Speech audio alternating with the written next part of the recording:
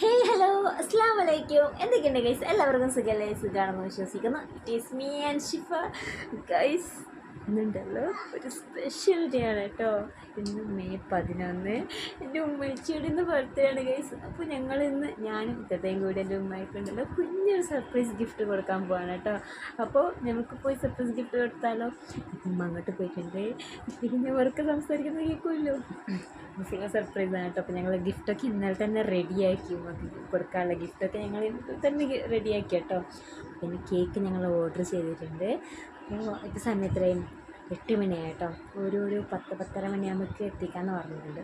അപ്പോൾ നമുക്കിന്ന് 12 മണിക്ക് ഉമ്മാനെ സർപ്രൈസ് ചെയ്യാം. ഓക്കെ ഗൈസ്, ഉമ്മ സർപ്രൈസോ ഒന്നും അറിയില്ല കേട്ടോ. ഞാൻ വെച്ചാൽ എല്ലാ വർഷവും ഉമ്മക്ക് എന്തെങ്കിലും സർപ്രൈസ് കൊടുക്കും കേട്ടോ. ഈ പ്രാവശ്യം ഉമ്മക്ക് സർപ്രൈസ് ആക്കുന്ന ഒന്നും ചിന്തിച്ച് പോയിട്ടുണ്ടാവില്ല കേട്ടോ. എന്ന് വെച്ചാൽ ഞാനങ്ങനെ ഷോപ്പിലങ്ങനെ പ്രത്യേകിച്ചിട്ടൊന്നും പുറത്തോട്ടൊന്നും പോയിട്ടില്ല കേട്ടോ.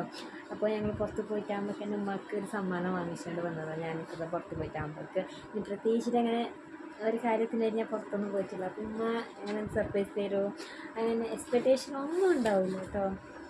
എന്താവും ഒന്നും അറിയില്ല. ഉമ്മക്ക് സന്തോഷമാവോ ഉമ്മക്ക് എനിക്കറിയില്ല, നോക്കണം കൈ. അപ്പോൾ ഈ പ്രാവശ്യം ഇത്തത്തയും കൂടെ ഉണ്ട് കേട്ടോ. ഇത്തത്ത വന്നിട്ടുണ്ട്. അപ്പോൾ ഇത്തത്തയും കൂടെ വീട്ടിലുണ്ട്. അപ്പോൾ ഞങ്ങൾ ഒന്നിച്ചിട്ടാണ് കേട്ടോ ഈ വർഷം സർപ്രൈസ് കൊടുക്കുന്നത്.